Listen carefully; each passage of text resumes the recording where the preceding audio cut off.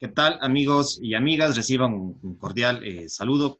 Como siempre, me presento en los diferentes videos. Mi nombre es Elvis Orellana Espinosa. Resido acá en el Ecuador, concretamente en la provincia de La Suay, en un cantón, en un pueblo pequeñito que se llama Gualaceo, a 35 kilómetros de la capital azuaya, que es Cuenca. Desde aquí estoy produciendo muchos videos, videoconferencias. También he vivido mucho tiempo en Cuenca, pero en este momento estoy acá en el cantón Gualaceo. Eh, Invitarles a la conferencia del día de hoy, que la denominaremos Metapsicología. Metapsicología. Sin antes invitarles a que se suscriban a mi canal de YouTube, donde que estoy cargando estos videos y muchos videos más que tengo sobre diferentes conferencias. Es un canal especializado en psicología teórica, en psicología aplicada y por supuesto en metapsicología, que es el tema de hoy. Entonces, este es un canal que lleva mi nombre, Elvis Orellana Espinosa, repito nuevamente. Suscríbanse a este canal, especialmente si tienen Gmail o Gmail, como quieran pronunciarlo, pueden suscribirse a este canal. Y si no lo tienen, pues no importa, entran a YouTube, um, me buscan con mi nombre y ahí van a encontrar diferentes videos donde que está organizada por temáticas, por temas, por áreas y pueden acceder a los diferentes videos. También cargamos estos videos en Facebook, donde que tenemos seguidores que llegan incluso hasta 600 reproducciones, algunos videos, y bueno, otros videos que no han sido, no han tenido mucha demanda, como se dice así, pero bueno, no importa, eso no nos quita que sigamos haciendo temas que son importantes. Quizás a veces los temas más importantes no son muy vistos. Eso suele suceder en las redes sociales. Es un tema lamentable. Quizás los que menos reproducciones tengan sean uno de los temas fundamentales. Entonces hay algunos videos que no pasan de los 50 reproducciones o 20 reproducciones y hay videos que llegan hasta, estadísticamente, digamos, hasta más de 500, más de 600 que han visto ese video. Entonces, eso en Facebook. En YouTube hay menos seguidores, pero de pronto la gente que me ve, que me escucha en Facebook puede acceder a YouTube, donde que ahí estamos colocando todos los videos y está organizada de una mejor manera la información. También me pueden seguir en Instagram, en Twitter, en Blogger, como Elvis Orellana espinosa.blogspot.com y en LinkedIn, donde ya pueden ver un poquito más mi currículum, mi hoja de vida, etc. También se pueden comunicar conmigo al WhatsApp o al teléfono que ven en pantalla, acá en el Ecuador, insisto.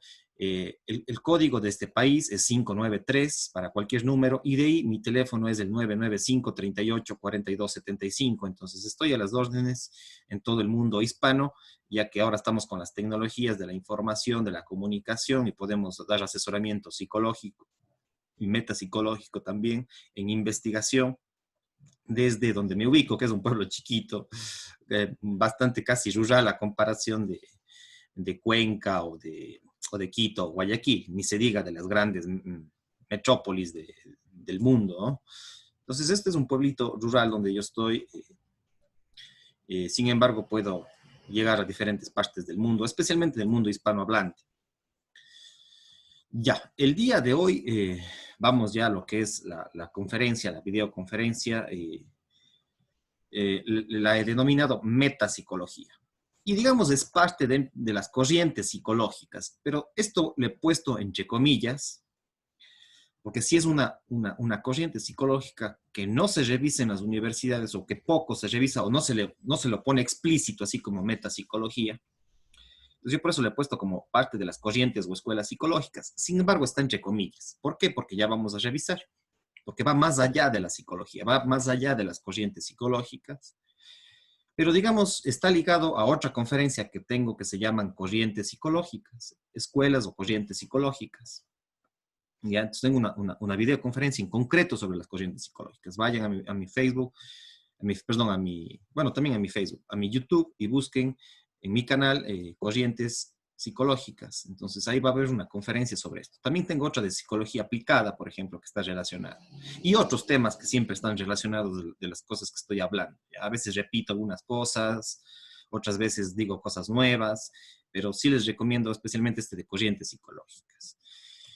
Y bueno, uno de sus principales fundadores, o no sé si fundador, bueno, sí, fundadores, promotores e investigadores de la metapsicología, y no solo de la metapsicología, sino de lo metadisciplinario, es Edgar Morin, este francés sociólogo, ya prácticamente viejito, pero con una mente súper abierta, que está aprendiendo permanentemente. Este famoso francés Edgar Morin, incluso tienen muchas páginas, cursos, eh, incluso hasta una universidad, me parece que hay en México, basada en su pensamiento. Universidad especialmente ligada a la línea de Edgar Morin. Hay doctorados, hay maestrías, hay cursos, diplomados sobre Edgar Morin. Les recomiendo. Algún rato a mí me gustaría seguir en esa universidad, me parece súper súper chévere. Parece, algún rato quizá. Bueno, habíamos revisado en otras conferencias lo que les había dicho que son las corrientes de la psicología o las corrientes psicológicas. ¿Y cuáles son estas corrientes de la psicología que todo psicólogo conoce o debe conocer, por lo menos lo básico? Algunos más se especializan en una, otros en otra, pero por lo menos un buen psicólogo debería conocer todas, lo básico por lo menos, ¿sí? El conductismo, que tengo una videoconferencia también, aparte de las corrientes psicológicas en general, tengo una videoconferencia exclusiva solo de conductismo, tengo otra videoconferencia exclusiva solamente de psicoanálisis, tengo otra videoconferencia exclusiva de la psicología humanista o transpersonal, tengo otra videoconferencia sobre psicología cognitiva y además una sobre psicología sistémica o relacional. Aparte tengo otra, que es como que el antecedente de los detalles de cada una de estas, que se llama corrientes psicológicas, que es la que les recomiendo. Pero aparte de esas, tengo ya desmenuzado y exclusivamente de cada una de estas. Entonces, un psicólogo, un buen psicólogo, sea clínico, sea laboral, sea social, organizacional, laboral, industrial, deportivo, debe por lo menos conocer lo básico de estas escuelas. Claro que hay algunos psicólogos, ya sean educativos, clínicos, etcétera, que se especializan, incluso aparte de ser clínicos, son clínicos conductistas, o son clínicos humanistas, o son clínicos de una rama del humanismo que es la Gestalt, ¿sí? O hay psicólogos sociales que son cognitivistas, o hay psicólogos sociales que son psicoanalistas, hay psicólogos sociales que son sistémicos, ¿ya? Hay, etcétera, etcétera, etcétera. Hay psicólogos deportivos que son psicoanalistas, hay psicólogos deportivos que son cognitivos, etcétera, etcétera, etcétera, en los diferentes campos. Entonces, hay especializaciones, ramas y ramas, pero lo importante es que sea deportivo, sea clínico, tenga inclusive una corriente más afín al cognitivismo, sea afín al psicoanálisis o al humanismo. Yo creo que un buen psicólogo debería manejar todas estas corrientes, ¿ya? Y además me faltaría ahí alguna vez hacer una corriente, bueno, no sería una corriente, sino algo que integra todas. Quizás después de esta videoconferencia haré lo que es la psicología integrativa, que integra todas las psicologías, incluso de pronto está ligada con la metapsicología, pero digamos, integraría al conductismo, al psicoanálisis, a la humanista, a la cognitiva y a la sistémica, que integraría de alguna manera a todas estas. Inclusive la sistémica está muy relacionada con la psicología integrativa, pero digamos que podría ser otro tema para otro análisis en un video más específico, lo que sería psicología integrativa, que permite, digamos, integrar a las escuelas y corrientes psicológicas.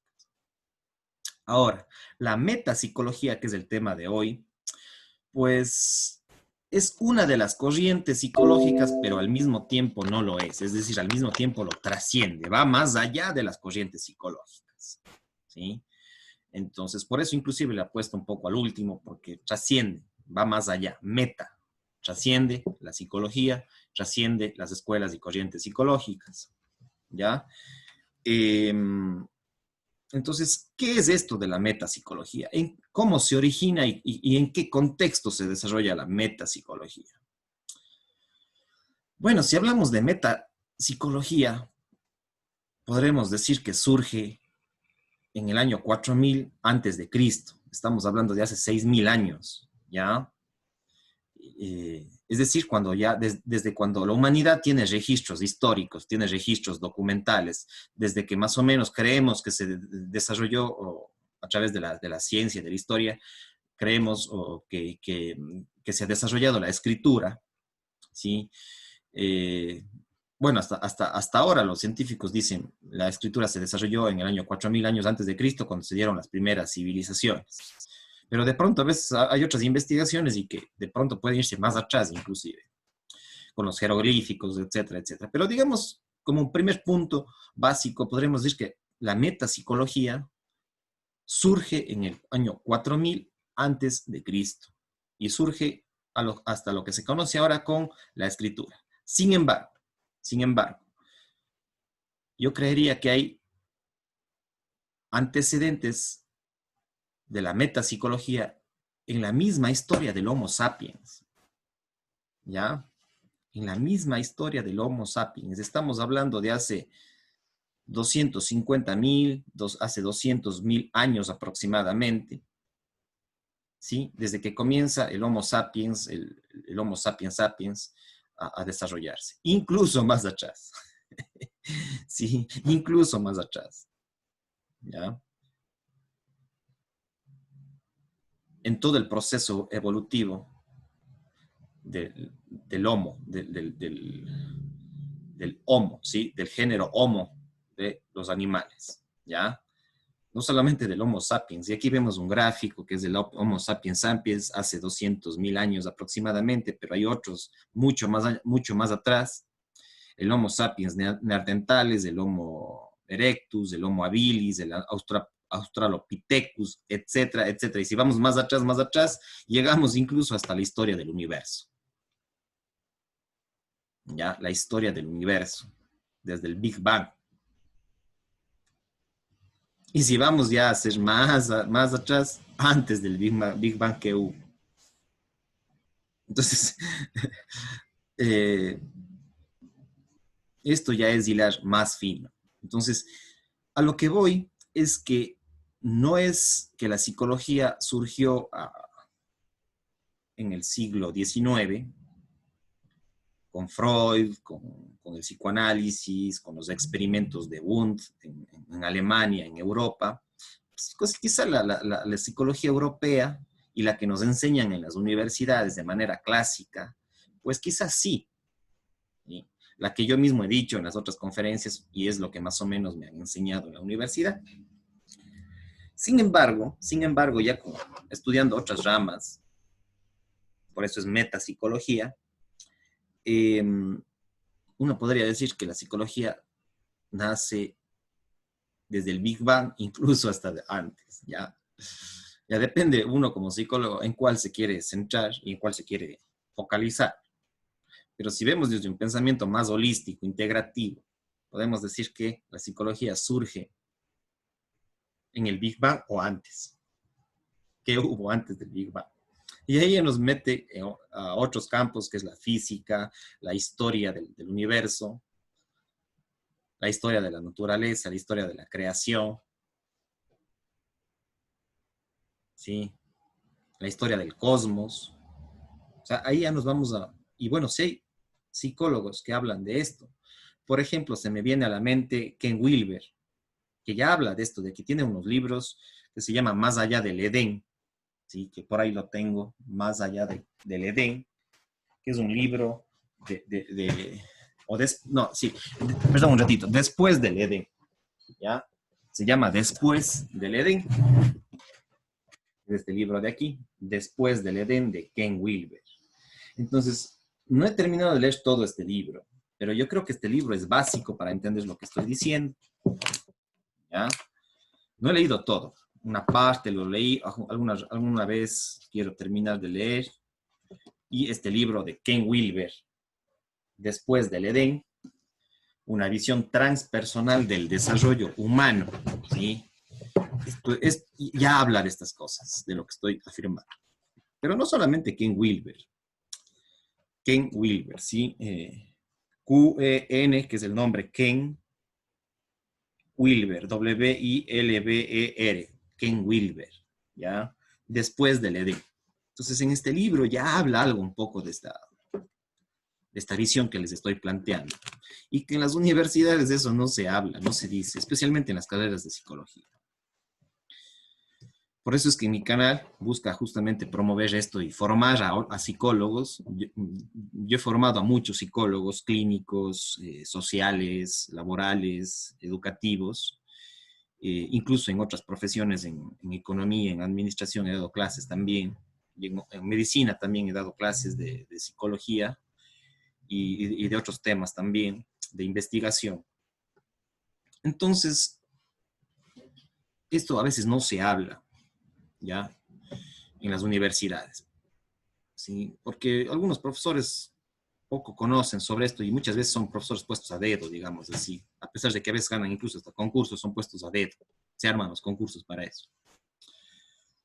Y bueno, pues ya, supuestamente son los más capaces, pero bueno, no siempre los más capaces están en las universidades.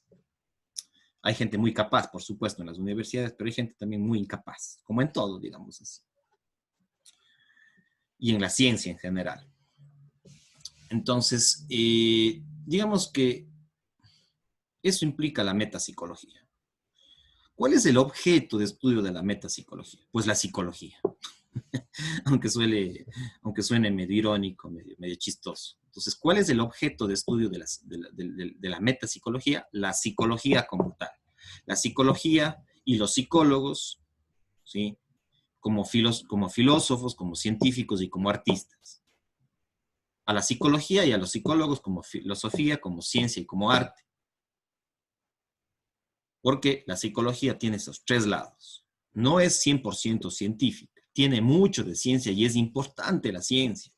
Muy importante es la ciencia, pero también es filosofía. Incluso la misma ciencia es una forma de filosofía. Pero bueno, ese es otro tema. Pero de alguna manera la psicología es filosofía, es ciencia y arte. Por ejemplo, ¿cuál es una forma artística de entender la psicología? Pues la de Alejandro Jodorowsky. Y ahí tengo una conferencia sobre Alejandro Jodorowsky. Él es un artista, pero que aporta mucho a la psicología, al arte terapia, ¿sí? A la creatividad y a la espiritualidad, ¿sí? Entonces les recomiendo que vayan y vean mi conferencia sobre Alejandro Jodorowsky, que es muy, muy, muy importante. Y es rechazada en muchas universidades. Pero ojo, no, la psicología no solamente es arte, no solamente es ciencia, no es solamente filosofía, son las tres. Además, tiene un componente que es la investigación cualitativa y es la investigación cuantitativa. Entonces, el objeto de estudio de la metapsicología, pues, es la psicología como filosofía, como ciencia y como arte. Sí, asimismo, como el psicoanálisis, ¿cuáles eran las variables de estudio? El objeto o variables de estudio es, pues, los instintos, la sexualidad, el inconsciente, etcétera. Para la psicología cognitiva, por ejemplo, que tengo un video sobre psicología cognitiva, el eje es la inteligencia, por ejemplo, la memoria, la inteligencia, la memoria, eh, mmm, los procesos mentales, ¿sí? Yo tengo una videoconferencia específica de lo que es psicología cognitiva y psicoanálisis. ¿Cuál es el objeto de estudio de la psicología humanista?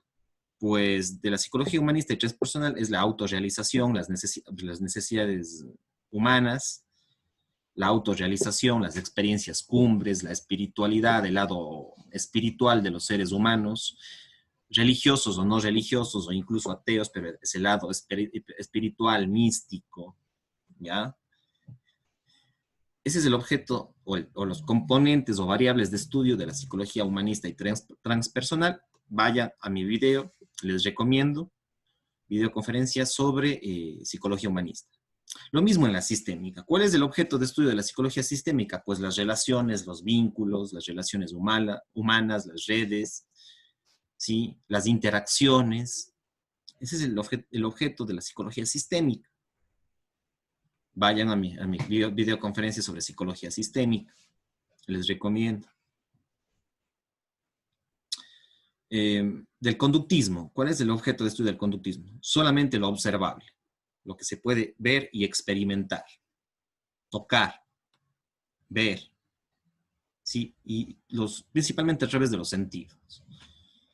Pero, por ejemplo, la psicología conductista no estudia el lenguaje, no estudia la espiritualidad, todo eso para la psicología conductista, eso no existe, ¿ya? Entonces, cada escuela, cada corriente tiene sus componentes o sus variables que mira para estudiar, para sacar estadísticas, investigaciones, estudios y test. ¿Sí? Entonces, la cognitiva, la sistémica, la cognitiva, todas estas corrientes tienen una variable. Pero, ¿cuál es el objeto de la metapsicología? Pues todas esas corrientes, todas estas de acá, que ya revisamos, déjenme ver, todas estas. Ese es el objeto de la metapsicología. El conductismo, el psicoanálisis, la psicología humanista, la psicología cognitiva, la psicología sistémica y la psicología en su integralidad. Y los psicólogos también. Ese es el objeto de análisis de la metapsicología. ¿Ya? Muy importante. Ahora, ¿de dónde proviene esto de la metapsicología? ¿De dónde saco? Mucha gente, muchos psicólogos dirán, ¿y este tipo de dónde saca metapsicología? ¿Cómo ha sido? No existe eso, que no se ve en las universidades. Quizás mucho de esto no se ve en las universidades. Con esto ojalá ya se comience a ver, porque siempre hay los colegas que copian. Y bueno, en parte está bien, pero de alguna manera uno tiene una influencia también en la sociedad, en las universidades, en los otros medios de comunicación, etc. Entonces, de pronto con esto ya van a comenzar a hablar de metapsicología. No he escuchado mucho hablar de metapsicología, ¿sí? ¿Y de dónde saco yo en mis investigaciones este término de metapsicología, que no es algo que me invento así nomás? Por supuesto, estoy creando, investigo, hago nuevas propuestas, estoy innovando en la psicología, pero no es que yo me invento así nada más, me sustento en algo. ¿Y cuál es mi sustento? El pensamiento complejo. ¿Ya? El pensamiento complejo es la base de la metapsicología. El pensamiento complejo va más allá del pensamiento disciplinario, ¿ya? Va más allá, trasciende el pensamiento de las disciplinas o la disciplinariedad de la ciencia que existe en las universidades. En las universidades el conocimiento está hecho en cajitas, ¿sí? Cajitas que están cerradas en sí mismas y que no tienen relación con otras cajitas. La cajita medicina o ciencias médicas, que es la Facultad de Ciencias Médicas, la cajita que tiene su propio, están cerrados, a veces solamente se ven el pupo o el ombligo, las ciencias humanas o la Facultad de Filosofía. En otro lado está la Facultad de Economía, en otro lado está la Facultad de Artes, en otro lado está la Facultad de Física o de Ingeniería, las ingenierías. Cada uno encerrado en su cajita, solo mirándose el pupo, y los médicos estudian medicina, los psicólogos estudian psicología, los ingenieros estudian ingeniería y matemáticas y física, y así, etcétera, etcétera, etcétera. Las carreras administrativas solamente se ven el pupo estudiando carreras administrativas. Y así está organizado las universidades en disciplinas. Poco a poco hay perspectivas multidisciplinarias e interdisciplinarias y metadisciplinarias. Poco se da eso en la universidad. Sí hay, sí hay.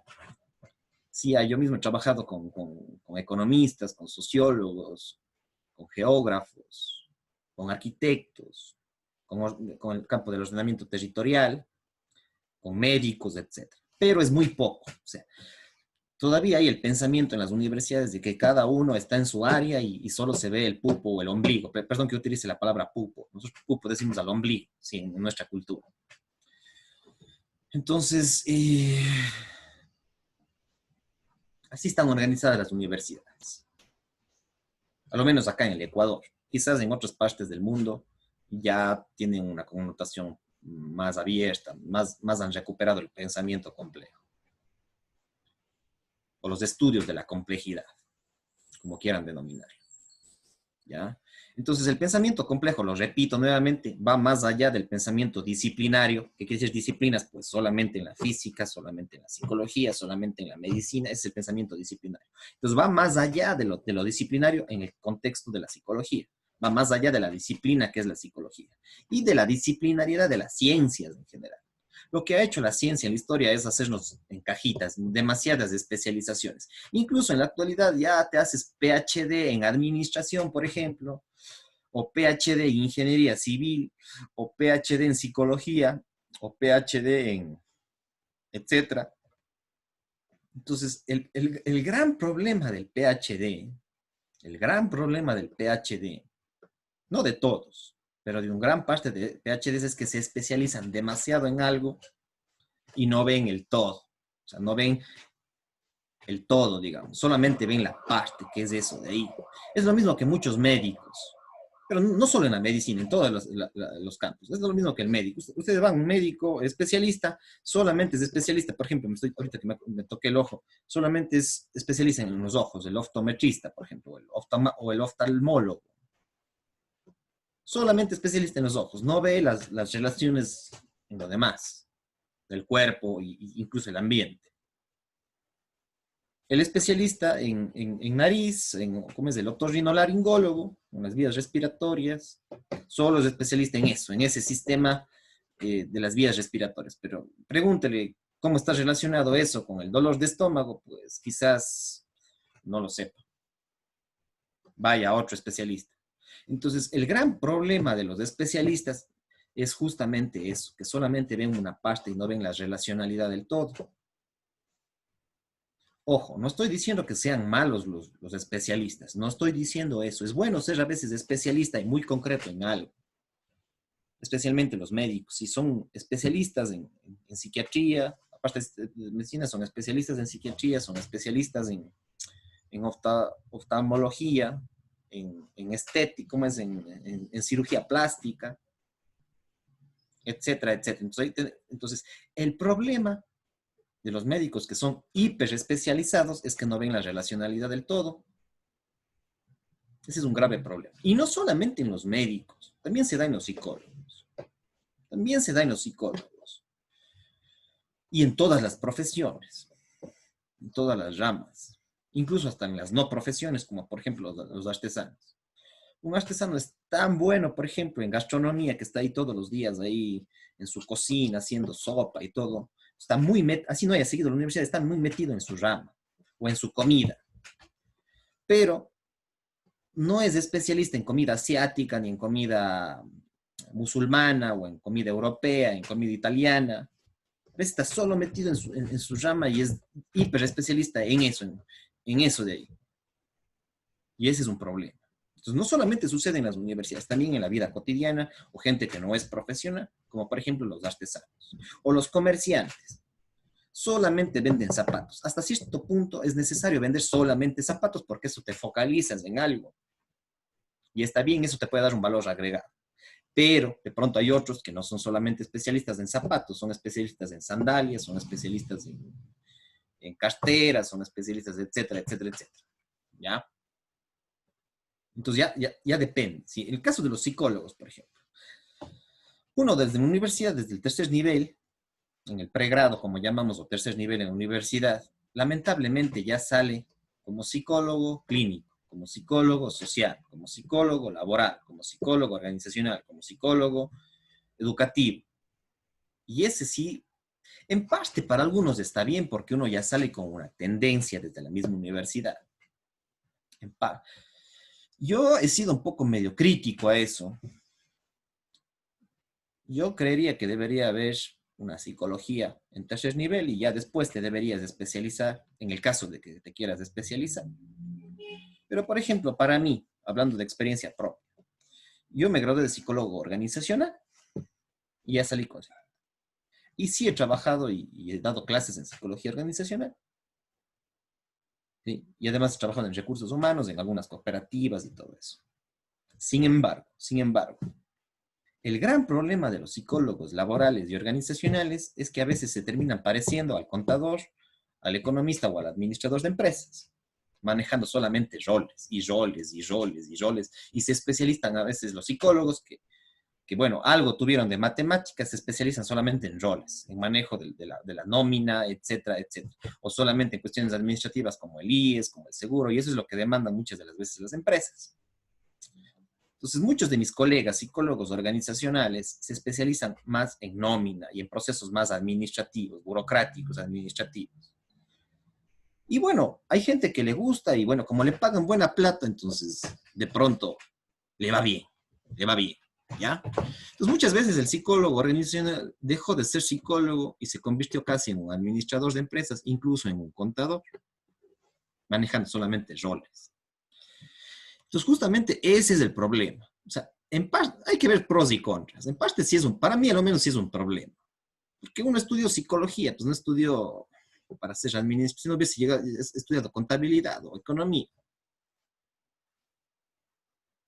Entonces, el problema del psicólogo organizacional es que a veces se deja su lado psicológico y se convierte mucho en psicólogo, perdón, ni siquiera en psicólogo, deja de ser a veces psicólogo ya en la práctica y comienza a ser prácticamente un administrador de empresas, un administrador del talento humano, un administrador del recurso humano,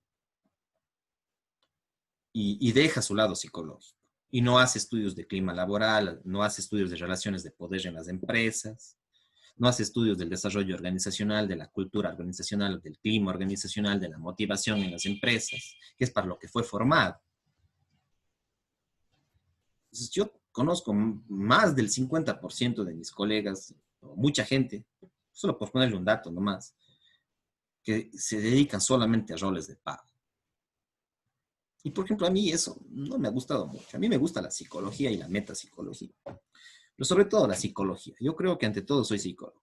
Incluso en los mismos psicólogos clínicos. Ya por poco algunos psicólogos clínicos se creen psiquiatras. Ya con su mandilito, con su, ya por poco que le digan hasta doctorcito. A pesar de que ni siquiera tiene una especialización. El doctor solamente es el PhD. Entonces, muchos psicólogos clínicos ya por poco ya son médicos, según ellos. Ya con su mandilito, ya, chévere, siempre quisieron ser médicos y todo eso. Y llegaron a través de la psicología a ser de alguna manera, entre comillas, ligados a la salud, entre comillas, médicos. No son médicos, son psicólogos. Entonces, lo mismo el psicólogo social. Yo, por ejemplo, soy de alguna manera un poquito más especialista en psicología social. ¿Y cuál es el problema de los psicólogos sociales? Que a veces nos hemos querido parecer demasiado al sociólogo. Pues poco todo le seguimos al sociólogo y admiramos al sociólogo y nos relacionamos con sociólogos. Y después nos convertimos a veces en marxistas.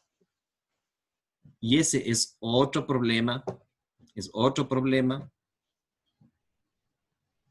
¿sí? De los psicólogos sociales. ¿Cuántos de mis estudiantes de psicología social, pues poco ya son casi sociólogos? Pues ya. Se olvidaron de ser psicólogos, son sociólogos. ¿Sí? Entonces, ese es el problema de la psicología social. El caso de la psicología educativa, lo mismo. A veces dejaron de ser psicólogos y se convirtieron en pedagogos, en educadores. Porque están tan relacionados con la educación que ya, pues poco casi ellos son educadores. No son educadores, no son maestros, son psicólogos que se hayan especializado en educación, pues ya.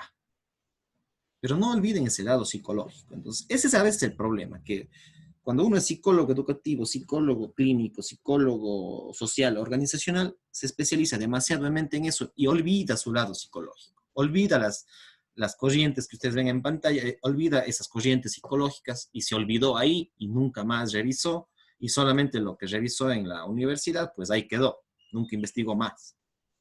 Nunca se salió de esa onda. ¿Ya? Entonces, regresando un poquito al tema, aclarando estos campos, como les digo, no solamente se da en la psicología, se da en la medicina, se da en la ingeniería, se da en etcétera, etcétera, etcétera, etcétera. Entonces, bueno, el pensamiento complejo va más allá del pensamiento disciplinario y la disciplinaridad de las ciencias, y uno de los principales fundadores de esto es Edgar Morin de Francia. ¿Sí? Edgar Morin de Francia, de francés, nacido en 1921, que ustedes ven aquí, el padre del pensamiento complejo, pero bueno, no es el único, y han habido otros aportes. Pero digamos, es uno de los más reconocidos, de los más relevantes, este sociólogo y filósofo francés. Un viejito espectacular.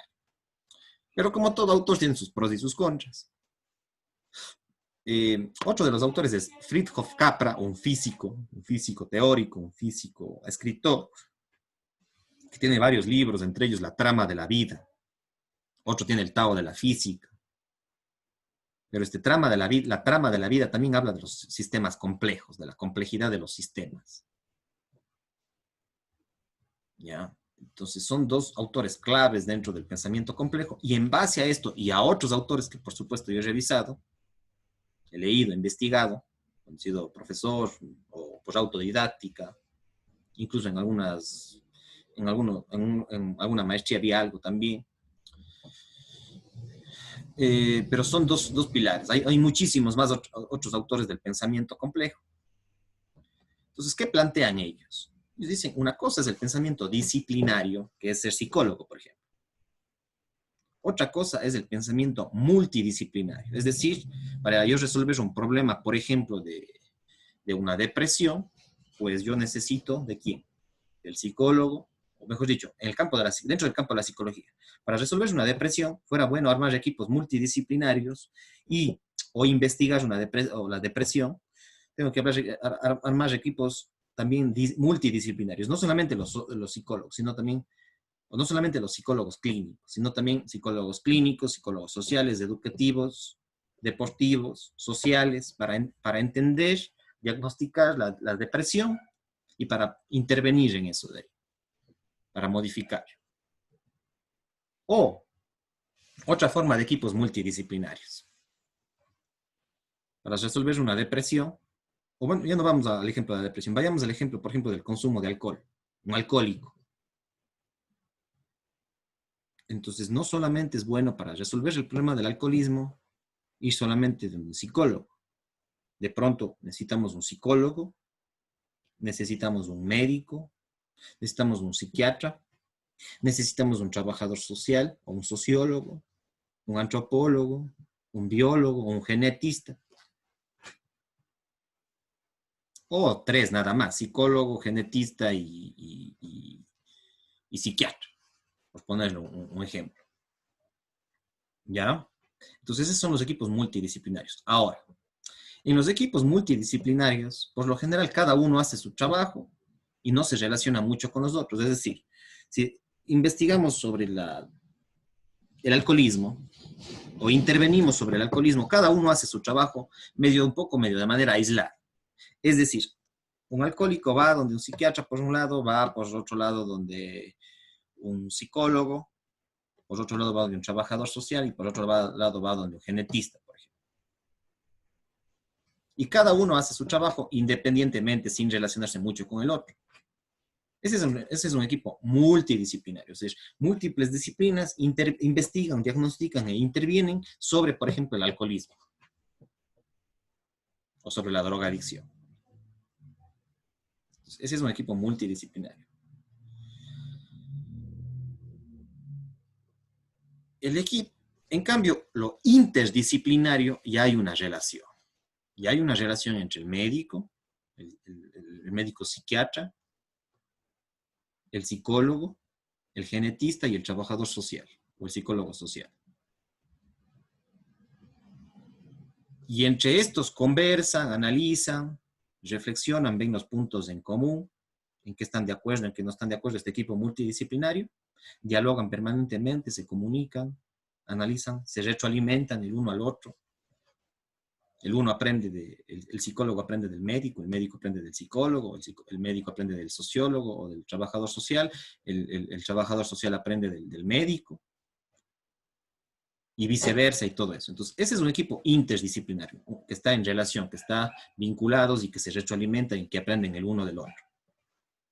Por ejemplo, yo participo de muchos equipos multidisciplinarios, perdón, sí, multis y algunos interdisciplinarios. En el caso de lo interdisciplinario, pues, por ejemplo, en el caso de una junta de la niñez, por ejemplo, ahí uno trabaja, por ejemplo, el trabajador social, o el sociólogo, o el antropólogo, alguien que esté vinculado con las ramas sociales, o psicólogo social. Por otro lado, está el psicólogo clínico, o el psicólogo educativo, el terapeuta, ¿sí? Y por otro lado está el abogado.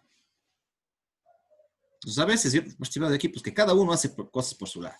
En las juntas de la niñez, por ejemplo, o en un juzgado. En el caso de los juzgados también funciona algo parecido. ¿Ya?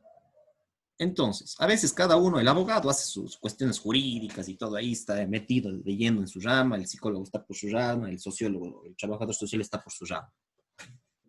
Pero otra cosa es que entre ellos se retroalimenten. O sea, el abogado aprenda mucho del psicólogo, el psicólogo aprenda mucho del abogado, el abogado aprenda mucho del sociólogo o del trabajador social, el trabajador social o sociólogo aprenda mucho del abogado y así se dan entre las... Ese es un equipo interdisciplinario, porque inter quiere decir entre. Entonces, si hay relaciones, se retroalimenta, se influencian mutuamente, ese es un equipo interdisciplinario.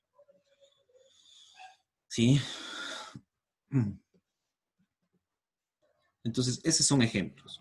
Hay que entender lo múltiple, que reconoce que hay múltiples, pero que no hay esa interrelación.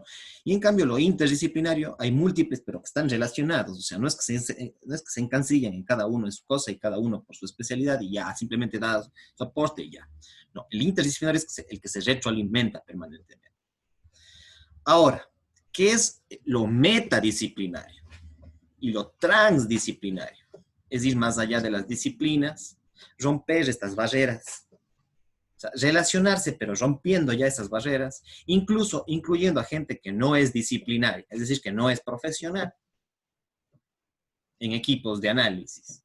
Porque a veces también los disciplinarios, los profesionales, también somos medio esquemáticos. No todos. Hay casos y casos. Pero digamos, lo metadisciplinario es ir más allá de las disciplinas y buscar, por ejemplo, en otras cosas que no son disciplinarias, que no son académicas, que no son profesionales, buscar más allá. O transdisciplinario también lo llama. También se llama transdisciplinario a lo que algo que va más allá. Lo trasciende, va más allá de las disciplinas.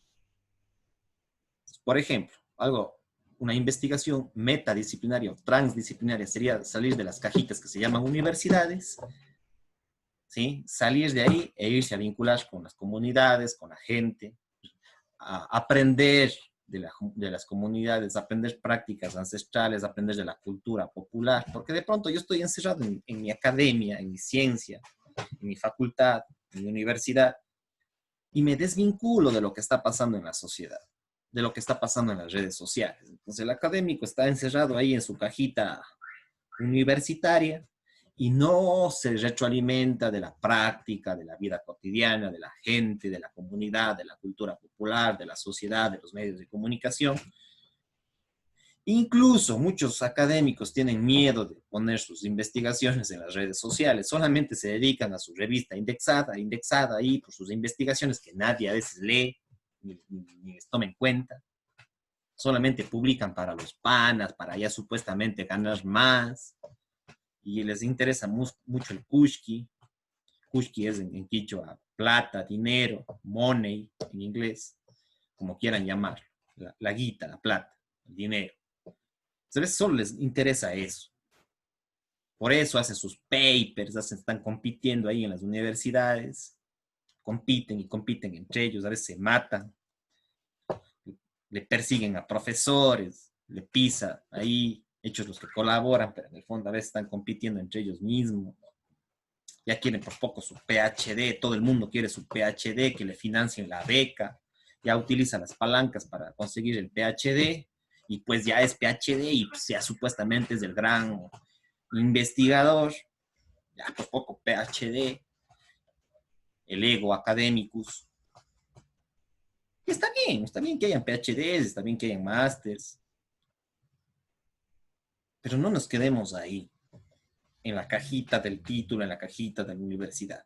Vinculémonos con las redes sociales, difundamos en los medios de comunicación, pongamos nuestras investigaciones a debate también por la sociedad, porque a veces, claro, se pone el debate solo entre los académicos, entre los panas incluso, pero no se pone a debate en la sociedad las investigaciones que hacen estos famosos PhDs, que son súper especializados y no ven a veces el todo. Entonces es bueno ser PhD, es bueno ser máster, es bueno tener un título, pero no lo es todo. ¿Sí? Es importante, no digo que no, es muy importante ser. Chuta, yo también quisiera un rato hacer un PhD, yo tengo una maestría y tengo otros estudios de posgrado. Me interesaría en algún momento hacer un PhD, una investigación ya más profunda y todo. Sin embargo, yo sí estoy apostando permanentemente a la ciencia, estoy apostando al debate, me cuestionan, me critican, me humillan a veces de mis pensamientos, de mis investigaciones, de mis conferencias. Pero por lo menos lo pongo ahí en las redes sociales, donde que la mayor parte, en vez de estar viendo yuchusikis o desnudas, o estás viendo chismes, o estás viendo solo memes y dándole al goce y criticando al compañero de lado, o al vecino, o a la vecina, o al amigo, ahí estás criticando en las redes sociales, que en parte a veces está bien, pero ya demasiado, como he dicho. Ya, pues dedícate a otra cosa. Pues. Supérate por lo menos, no estés solamente con memes ahí dándole el goce, ahí, solo riendo. Está bien, así, o sea, el chiste, reírnos, todos nos reímos de algo, pues, o sea. Pero ahí estamos en la mindalería, ahí en el internet. No, pues abre la mente, capacítate, estudia, revisa, contrasta información, pon algo bueno. Entonces, a los académicos también pongan sus investigaciones en el Facebook, pues. Pongan, ¿qué tienen miedo? ¿Qué? Porque ya pues pocos son los PhDs, ya se creen lo máximo y es eso una pendejada, las redes sociales. Pues no, pongan en Facebook, pongan en YouTube, pongan en las redes sociales, pongan en los medios de comunicación, vayan a las entrevistas en los medios de comunicación, pidan entrevistas en los medios de comunicación, hablen de lo que están investigando. Es importante. Entonces, eso es ir más allá de la disciplina y de la cajita llamada PhD, de la cajita llamada maestría, de la cajita llamada ciencia, y pues es abrirnos también un poco más a la sociedad. Que ese conocimiento se expanda un poco, por lo menos. Y no pensemos solamente en el kushki, en el plata, en el dinero, que es muy importante, porque si no tenemos dinero, pucha, ¿qué nos hacemos? A veces, ahorita estamos en una crisis económica y uno a veces está sin dinero, sin poder comprar. Entonces, es importante el dinero. Pero solamente pensando en el dinero, pues ya es otra cosa. Entonces, ya. Pero también es malo no pensar en el dinero. O sea, si no pienso en el dinero, chuta, ¿cómo sobrevivo? Y ese también es otro problema. ¿Sí? Pero también el exceso de estar solamente en hacer dinero, dinero, dinero, dinero, pues, o sea, y eso también se da en las universidades. O sea, siguen el PhD a veces no por vocación, no porque les gusta la investigación, sino porque quieren solamente la guita, la plata, el dinero, el money, el kushki, como quieran llamarlo. Entonces, un llamado de atención para que los amigos supuestamente científicos, supuestamente grandes PhDs, pues aporten también en las redes sociales, a que nosotros conozcamos, etc. Los másters, por poco, ya. Está bien uno decir que es máster, yo a lo menos siempre repito que yo soy máster, pero eso no me hace ni más ni menos. No me hace ni más ni menos. Claro, también siempre hay los envidiosos. Pues, este man ya por poco, ya máster, ya por poco, el man solamente pone su título ahí todo el rato habla de su título. No es que hable de mi título porque yo me crea ni más ni menos que alguien, sino porque es importante que la gente conozca, ¿no? Al doctorcito sí le están diciendo doctorcito, así sea el más lichigo de los doctorcitos, de los médicos, y le están diciendo, pues poco, ya, no entiende mal ni blanco, ya, que bestia lo máximo. Ya es ingeniero civil, es ingeniero eléctrico, ya, pues poco, ya hay que besarle los pies. Claro, pues si uno pone máster, entonces ya pues poco, uno se saca PhD y como es psicólogo y no es ingeniero o médico, entonces de pronto ya le ven mal, entonces ya pues poco, este man está solamente poniendo su título. Yo pongo mi título para que me sepan qué es lo que yo estudié, contar mi experiencia de vida, no porque eso me hace un egocéntrico. Ya, sí, hay gente mala que va a pensar que uno pone ahí porque pues poco está figureteando y todo, siempre habrá gente mala, siempre hay gente mala. Entonces, esta gente inclusive ya se va al extremo a veces de que, pues poco, ya porque uno no tiene por qué seguir máster. ¿Acaso es full teórico, dice, no es práctico? ¿Cuántos me dicen así? Pues que nunca estudiaron una teoría o dos o tres o cinco teorías. Por eso están ahí envidiando, diciendo, este man, y nos critican a los másters o a los que tenemos título, porque ya, pues, supuestamente, no, es que son gente que... Otra cosa es que un máster mismo critique a ser máster. Un PhD critique ser PhD. La autocrítica, ¿ya? Es muy importante. Entonces, está bien lo metadisciplinario, entonces está bien lo disciplinario, en parte, está bien lo multidisciplinario en parte, está bien lo interdisciplinario en parte, está bien lo metadisciplinario en parte, y mantener un cierto equilibrio, ¿sí? Entonces, está bien que uno sea PhD por sus años de investigación o máster, porque le gusta, porque todo, porque también quiere tener su dinerito y todo eso. Pero tampoco digamos que por poco uno no necesita un título. O por poco digamos que ya porque es PhD, entonces por poco todos nos vamos a creer lo que diga. Tampoco. Entonces hay que mantener sus ciertos equilibrios, desarrollar nuestro pensamiento reflexivo, ser autocríticos, ser críticos, autocríticos, permanentemente, ida y vuelta.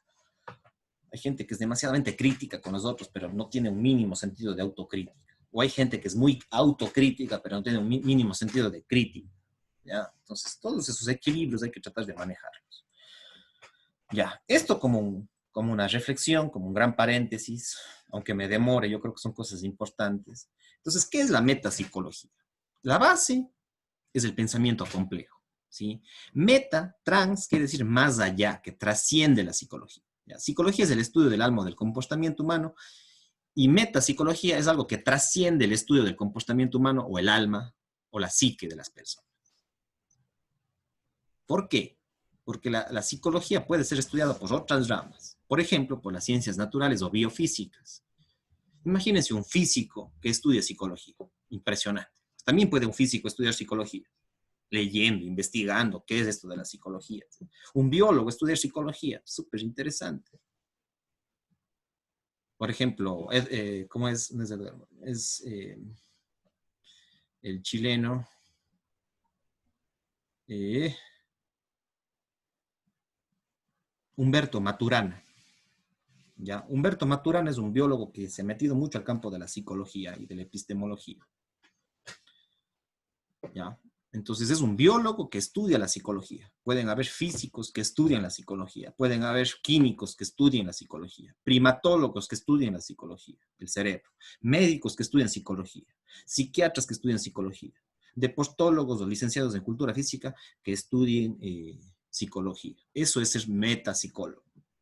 Es decir, otros campos de las ciencias naturales o biofísicas que estudien la psicología. Entonces, la psicología no debería, desde la perspectiva multi, inter y metadisciplinaria, no debería ser solamente estudiada por psicólogos. También debería ser estudiada, investigada, profundizada por físicos, por biólogos, por genetistas, por químicos, por primatólogos, por neurólogos, etc.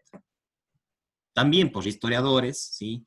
Y aquí lo pongo, no sé si se ve bien, pero en este cuadrito también pongo, a ver si está, voy a ubicarle por ahí, porque a veces las imágenes no son tan buenas. También puede ser estudiado por la historia, hacer una historia de la psicología, historiadores que aporten a la historia, filósofos, teólogos, ¿sí?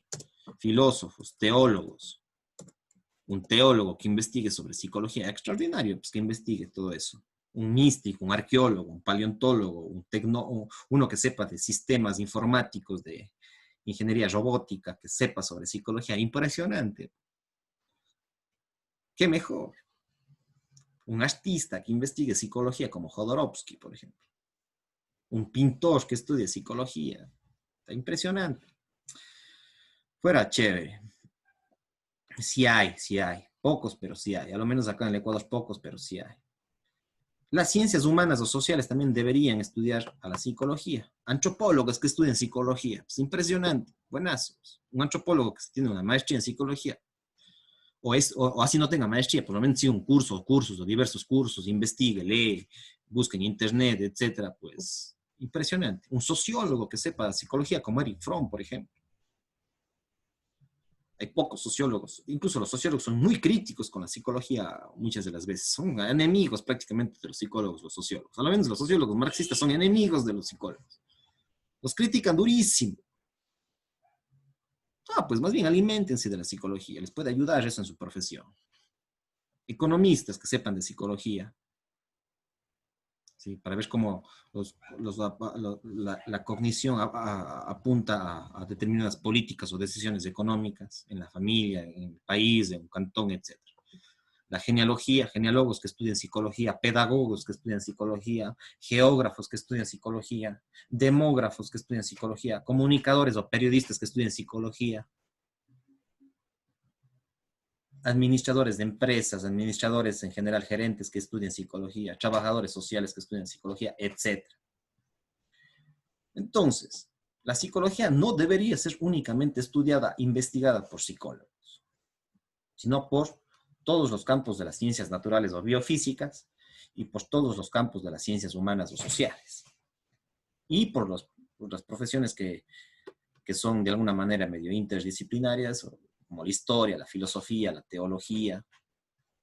Un sacerdote que sepa muy bien psicología clínica, muy bien psicología social, impresionante.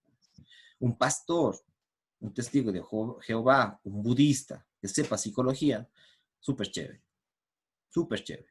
Entonces, yo no tengo celos de que un biólogo venga y estudie psicología, un médico venga y estudie psicología. Yo no tengo celos. Muchos psicólogos tienen celos. No, mejor que estudien. Pero eso sí, que no con un cursito ya se crean los grandes psicólogos o médicos. No, pues tienen que investigar, tienen que estudiar, prepararse, hacer sus cursos, ver videos, investigar, leer, irse a la biblioteca, etc.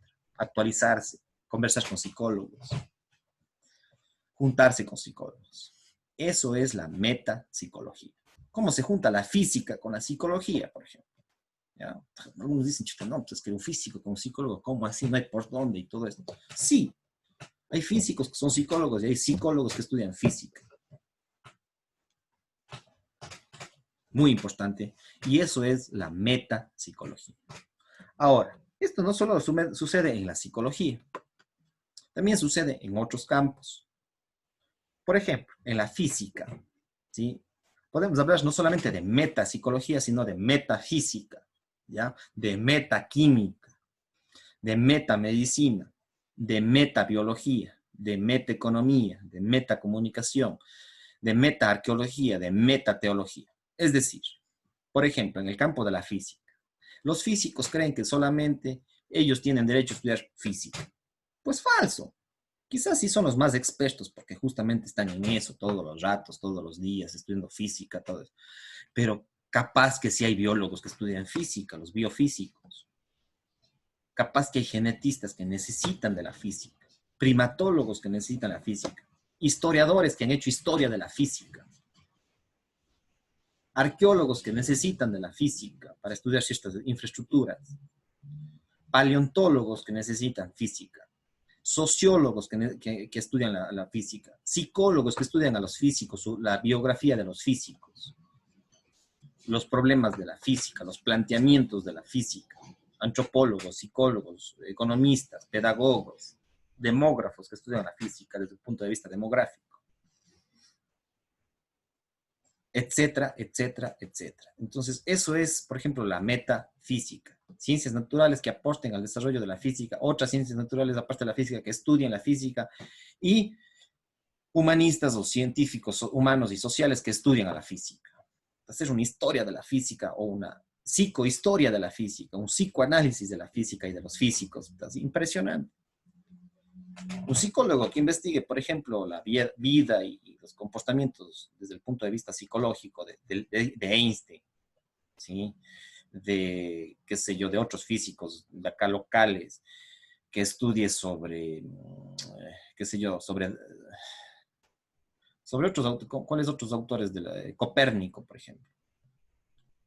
Galileo Galilei, Newton, ¿sí? Que los psicólogos estudiamos, apostemos a la física estudiando sus comportamientos, su mentalidad de los físicos, de los biólogos, por ejemplo, de los neurólogos, de los deportólogos, del fútbol, de los futbolistas, etcétera, etcétera, etcétera. Eso es ir más allá de lo disciplinario, más allá de la física, la metafísica, es ir más allá de la medicina.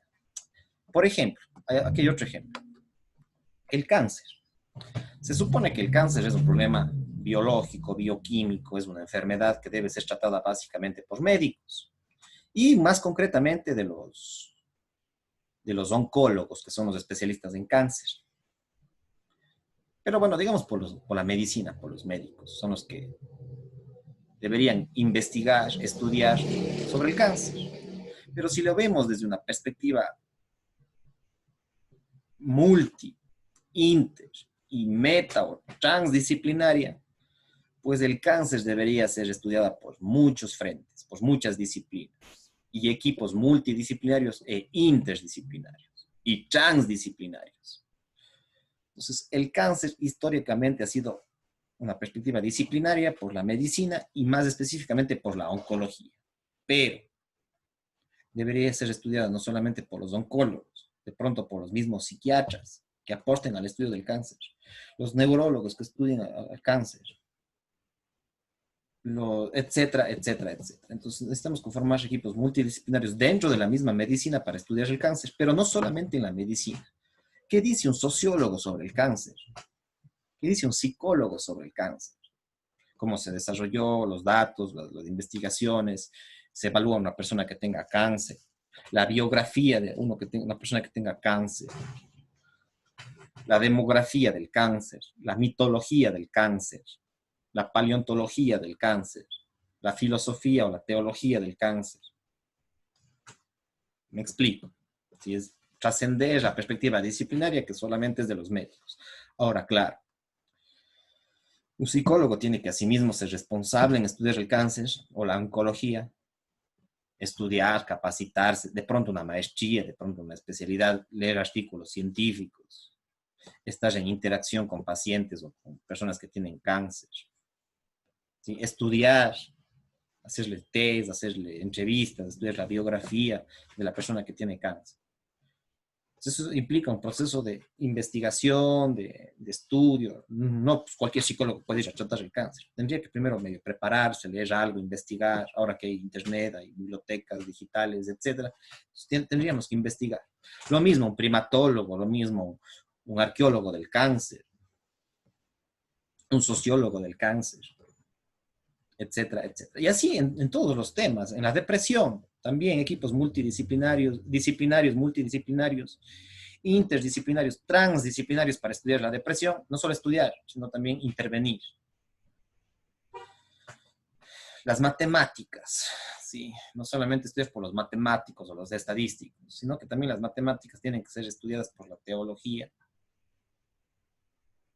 por la neurología, por la genética, etcétera, etcétera, etcétera.